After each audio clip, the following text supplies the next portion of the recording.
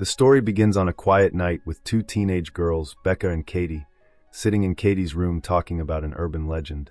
Becca tells Katie about a mysterious videotape that supposedly kills anyone who watches it exactly 7 days later. Katie laughs nervously, trying to shake off the chill that runs down her spine, but Becca keeps insisting that the rumor is true, saying a girl from her class died after watching it. Katie's smile fades when she remembers that a week ago she had gone on a weekend trip to a cabin at Shelter Mountain with her boyfriend and two other friends, and they had found and watched a strange videotape. As she starts to realize the connection, the atmosphere in the room turns cold. The lights flicker, and the television in Katie's room suddenly turns on by itself, static hissing through the dark. Katie tries to switch it off, but it turns on again. The fear builds inside her, and she nervously tells Becca what happened that night. She starts hearing water dripping somewhere inside the house, and as she goes to check, she finds water leaking from under her bedroom door. She steps closer, opens the door, and the TV is still on, showing static. Suddenly she screams in horror. Becca rushes to the sound but stops cold at what she sees. Katie's face is distorted, her body lifeless, her mouth frozen in a silent scream. Days later, at the funeral, Katie's cousin Aiden stands quietly among the mourners, his large eyes full of something older than his years. Aiden's mother, Rachel Keller, a journalist in Seattle, attends the service. Katie's mother, still in shock, begs Rachel to investigate what happened to her daughter, believing that something more than natural caused her death. Rachel begins to dig into the story, starting with Katie's friends. They tell her that Katie, her boyfriend, and two friends had all died on the same night, 7 days after their trip to Shelter Mountain.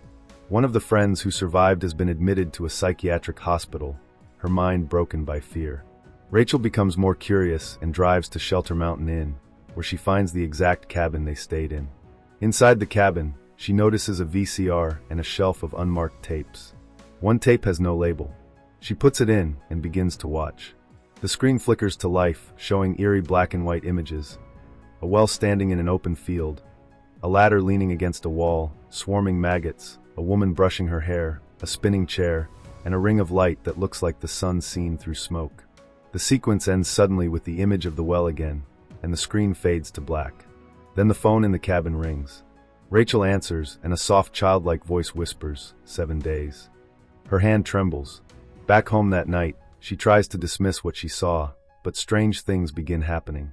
The television flickers on by itself, and her reflection in the screen distorts. She confides in her ex-boyfriend Noah, a video analyst, showing him the tape. He's skeptical but intrigued and insists on watching it. Despite Rachel's warnings, he plays the tape. When it ends, the phone rings again. Neither of them answers, but they can feel the dread settle in the air. Rachel makes a copy of the tape and gives it to Noah for analysis. He uses professional equipment to study it and finds that the tape's magnetic surface shows no ordinary recording patterns. It seems to have been made by something non-human. Meanwhile, Rachel's young son Aiden starts acting strangely. His teacher calls Rachel to say that Aiden has been drawing disturbing pictures of his cousin Katie's death, before anyone told him she died. Rachel asks him where he heard that Katie was going to die, and he replies simply that Katie told him herself. Rachel's fear deepens. As she examines the tape frame by frame, she notices a lighthouse visible in one of the shots. Researching it, she discovers it's located on Mosco Island, a remote fishing island off the coast of Washington. She also finds references to a woman named Anna Morgan, who used to live there with her husband, Richard Morgan. Anna was a horse breeder known for her prize-winning horses, but years ago, something strange happened. The horses began going mad, running into the sea to drown themselves. Soon after, Anna herself committed suicide by jumping off a cliff. Rachel travels to Mosco Island to find out more. She visits the local inn and learns that Richard Morgan is still alive, living alone on the same property. Rachel also visits the island's medical clinic, where the old doctor remembers Anna well. She tells Rachel that Anna had longed for a child, but was unable to conceive. Then one day, after a trip away from the island, she returned with an adopted daughter named Samara. But soon after Samara's arrival, terrible things began happening. Animals became restless, people complained of hearing voices, and the Morgans' horses grew terrified whenever Samara came near. Eventually, Anna took Samara to a psychiatric hospital on the mainland because she couldn't sleep and was showing strange psychic abilities. She could project images into people's minds, driving them insane. The doctor tells Rachel that after Anna's death, Richard brought Samara back home, but the disturbances continued. Rachel finds the old Morgan farmhouse, where she meets Richard. The house is cold and silent, full of shadows and the smell of sea air. Richard is polite but distant. When Rachel asks him about Samara, his demeanor changes. He insists they never had a daughter and demands that she leave. Rachel glances around and notices a collection of videotapes stacked neatly on a shelf, all unlabeled. She senses he is hiding something. That night, Rachel dreams of a young girl standing by a well, whispering her name. She wakes up suddenly, noticing hand-shaped bruises on her arm, as if someone had grabbed her tightly while she slept. The next morning, she gets a call from Noah, who reports that the video's static patterns contain embedded signals, frames that don't belong to any known recording system. He also finds that the tape's timecode is impossible. It records images that never existed in its frame rate. The mystery deepens. Meanwhile, Aiden's behavior grows stranger. He refuses to sleep in his bed, draws pictures of wells and horses, and says a girl visits him at night. When Rachel asks who, he whispers, she never sleeps. Rachel returns to the footage, replaying the tape in slow motion. She notices faint reflections of the lighthouse and strange letters forming across the screen that look like Anna. Her research leads her to old newspaper archives about Anna Morgan's tragic suicide. One article mentions that the Morgans had been accused of harming their daughter, but were cleared due to lack of evidence. She also discovers that the local townspeople avoided them because they believed the girl was cursed. Meanwhile, Noah finds medical records showing that Samara's biological mother was never identified. Rachel goes back to Moscow Island to confront Richard again, but this time she sneaks into his barn. There she finds a secret loft filled with old horse bridles and drawings pinned on the wall. The drawings depict dark imagery, wells, eyes, and circles. Among the clutter, she finds a box labeled Samara. Inside are tapes from the psychiatric hospital, recordings of Samara's therapy sessions. Rachel takes one and plays it on the old TV nearby. The screen shows a young girl sitting silently in a hospital room. The doctor's voice asks her if she ever sleeps. Samara answers quietly, "No, I don't sleep." The doctor asks why, and Samara replies, "Because I see things." She says that she makes people see them too. Her eyes are dark, distant, endless. The session ends with the doctor saying her mother thinks she's dangerous. Samara says softly, "Mommy loves the horses more than me." The tape ends in static. As Rachel stares at the screen, she hears footsteps approaching. Richard Morgan enters, his face pale with despair. Without a word, he takes the videotape from the player, drops it on the floor, and begins to cry. Then he walks to the bathroom, turns on the water, and electrocutes himself with a live wire, dying instantly. Rachel screams, realizing that the curse has already consumed his sanity. Moments later, Noah arrives on the island after hearing Rachel's terrified call. Together they search the barn again and find evidence that Samara had been locked in the loft for years, isolated from everyone. Rachel sees faint hoof marks and scratches on the wooden walls, as if Samara had been clawing to escape. They realize this is why the horses went mad. They were reacting to her psychic torment. Rachel then notices an old wallpapered room upstairs. Peeling back the layers of wallpaper reveals the image of a tree, an old tree with fiery red leaves, the same tree from one of the shots in the cursed videotape. Realizing this, Rachel and Noah rush back to Shelter Mountain Inn, believing that something beneath that cabin connects it all. Time is running out. It has been nearly 7 days since Rachel watched the tape. The dread is unbearable. Strange visions haunt her, water dripping from ceilings, the faint sound of a child's voice echoing through her mind. At Shelter Mountain, Rachel and Noah enter cabin 12, where she first found the tape. The cabin feels heavy, damp, the air full of silence. They begin searching every inch, hoping for clues. Noah notices marbles rolling across the floor toward one particular spot. He pries up the floorboards and discovers an old wooden cover. Beneath it is a well. Rachel looks down into the darkness, the smell of old water rising up. Suddenly, the television in the room flickers to life. The static image of the well appears on screen again, mirroring the one in the floor. Rachel steps closer, and without warning, the television tips forward and crashes into her, sending her falling into the open well below. She plunges into freezing water, sinking deep before managing to grab onto a ledge. Noah shouts her name, trying to pull her out, but the well's heavy lid slides shut above her, sealing her inside. The light fades, and Rachel is surrounded by darkness. She tries to stay calm, her flashlight barely working. Then, under the murky water, she feels something brush against her leg. She dives down and sees long strands of black hair floating in the water. Beneath them, the pale face of a young girl stares back at her. The vision strikes like lightning. Rachel sees flashes of the past. Anna Morgan standing at the edge of the well, tears streaming down her face, whispering apologies to her daughter. She covers Samara's face with a plastic bag, suffocating her unconscious, and drops her into the well. Samara's body falls through the darkness, hitting the water below, but she doesn't die immediately. She survives for 7 days, trapped in the cold, scratching at the walls until her fingernails tore away. Then she dies alone.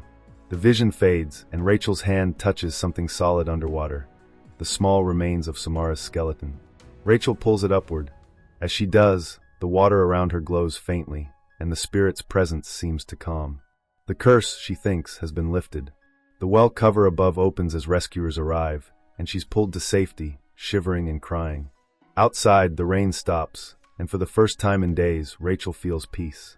She believes Samara's soul is finally at rest, freed by the discovery of her body. But something deep inside her still feels uneasy. Rachel realizes that while finding the body gave some closure, the supernatural force that empowered the tape has not truly ended. Back at her apartment in Seattle, Rachel begins reviewing every scrap of evidence she has collected. The tapes from Moscow Island, the drawings Aiden has been creating, the reports from the psychiatric hospital. She notices a chilling pattern. The curse always moves forward through human contact, and while Samara's death seemed to complete one cycle, the tape can be copied, shared, and the deadly 7-day sequence begins anew. She watches the footage again, frame by frame. In the static, she sees subtle movements, a hand reaching, a dark figure emerging from water, and then Samara herself staring directly at the camera, her pale eyes seemingly piercing through time. The realization hits her. The only way to survive is to make a copy and show it to someone else. Noah, meanwhile, attempts to calm himself, trying to rationalize the events. But he is skeptical of the supernatural elements, believing that logic will save him. Against Rachel's warnings, he spends hours analyzing the tape, playing it over and over. Each viewing deepens the eerie static, and strange occurrences escalate. Objects in his apartment move without explanation, and faint whispers echo through the halls. He notices marks on his arms, shallow scratches as if invisible hands are clawing at him. Rachel calls him repeatedly, urging him to leave the apartment and stay with her, but he refuses. Hours later, when Rachel arrives at Noah's studio, the front door is ajar, the interior dark. She calls his name, but receives no reply.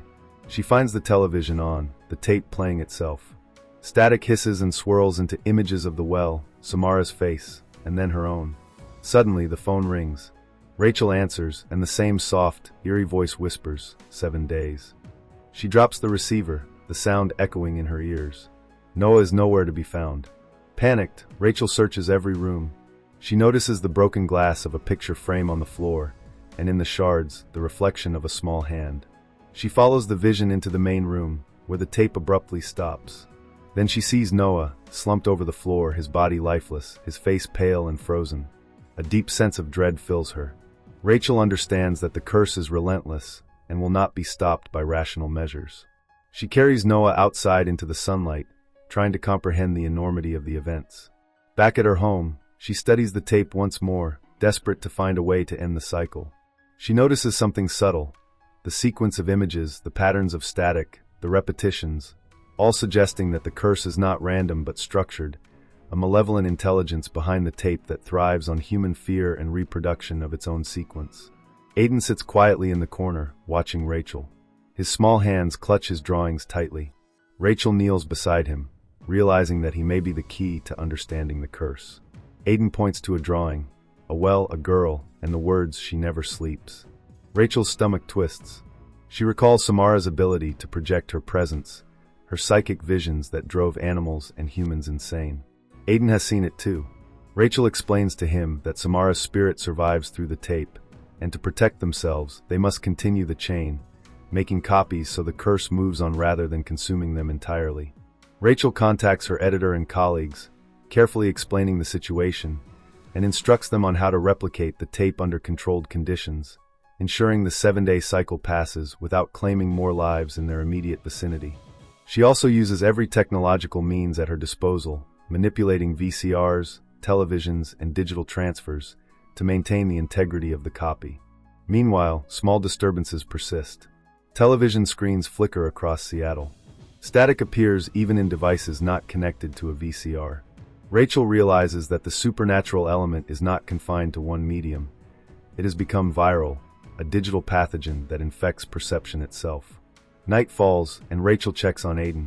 He sleeps fitfully, still haunted by visions of the well, the spinning chair, and Samara's pale, unwavering gaze. Rachel stays awake, scanning every frame of the tape for hidden clues, images that might contain a message or a weakness. As dawn approaches, she remembers the original vision from Moscow Island. Samara's love for horses, her mother's neglect, the isolation, and the torment she suffered. Rachel understands that the tape was Samara's voice, her cry for attention, her need to communicate her suffering to the world. The supernatural acts as her conduit. Rachel decides to face it directly. She sits before the tape, lights dim, and watches it deliberately. She allows herself to confront the images: the well, the ladder, the spinning chair, the horses, the plastic bag, Samara's face. She does not look away. She acknowledges Samara's pain. As she does, the static seems to soften, the images clearer. She sees the outline of a child, her eyes wide and frightened. Rachel whispers to Samara, promising that her story will be told, that people will understand her suffering, that she will no longer be ignored. For the first time, the static does not hiss aggressively. It remains still. Rachel picks up the telephone and dials a number, contacting a colleague, giving instructions to make a controlled copy of the tape, ensuring that the curse continues outward rather than inward. The act is deliberate, controlled, and calculated. Hours later, Rachel returns to Aiden's room, where he sleeps soundly for the first time in days.